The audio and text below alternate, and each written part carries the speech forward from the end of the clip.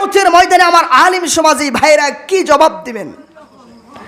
আজকে 50,000, 60,000, 1 লক্ষ টাকা না হলে মাহফিল আসে না।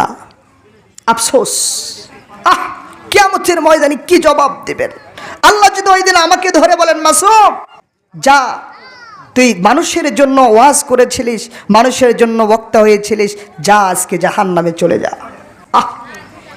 ওই দিনটা কত ভয়াবহ হবে।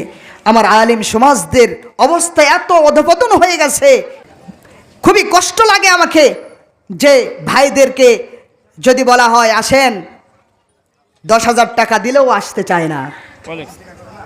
অথচ আল্লাহর হাবিব সাল্লাল্লাহু আলাইহি ওয়াসাল্লাম তার জিন্দেগিকে কাটিয়ে দিয়েছেন শুধুমাত্র এই দাওয়া ইলাল্লাহর কাছে, শুধুমাত্র মানুষকে দাওয়াত দিয়ে ওসিয়ত করে আল্লাহ তাআলা জাহান্নাম থেকে বেঁচে জান্নাতের দিকে নিয়ে আসার জন্য আল্লাহ রাসূল অজস্র পরিশ্রম করেছিলেন, কষ্ট করেছিলেন, কাফিরদের হাতে মের খেয়েছে, তারপরও আল্লাহ রাসূল সাল্লাল্লাহু আলাইহি সাল্লাম এই দাওয়াতকে কোনো ছেড়ে দেন নাই। সুবহানাল্লাহ বলেন।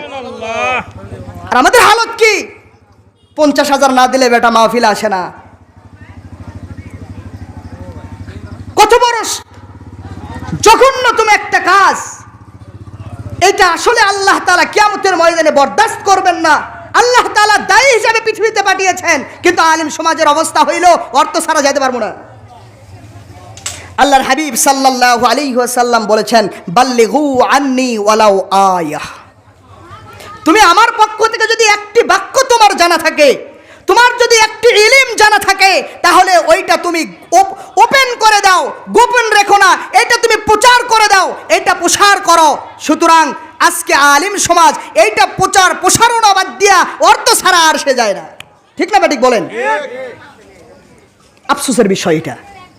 অথচ সাহাবা আজমাইনদের দিকে তাকান, কোন সাহাবীর লাশ পাওয়া যায় আমেরিকায়, কোন সাহাবীর লাশ পাওয়া যায় এরকম সিরিয়াতে, কোন সাহাবীর লাশ পাওয়া যায় ভারতে, এক এক সাহাবীর এক এক জায়গায় লাশ পাওয়া যাচ্ছে। তার মানে কি তারা কি টাকার জন্য এই দিনের দাওয়াত দিয়ে বেড়াইছিল?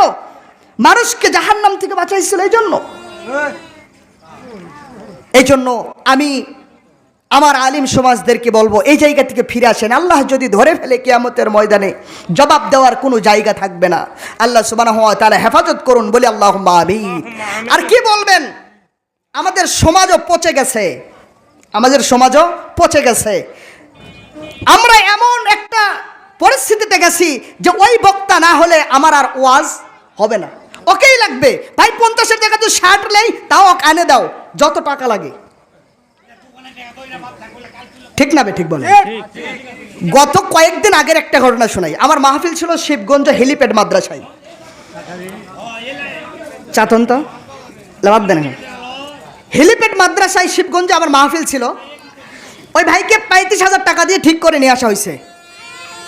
ওইখানে খাবার দাবারের পরে আমার কাছে অনেক ভাই এসে বলতেছেন, ভাই আমার ওই প্রধান মেহমানের ডেট নিয়ে দিতে হবে। আমি বললাম ঠিক আছে, ডেট নেবেন আপনারা বসেন, আমি কথা বলতেছি।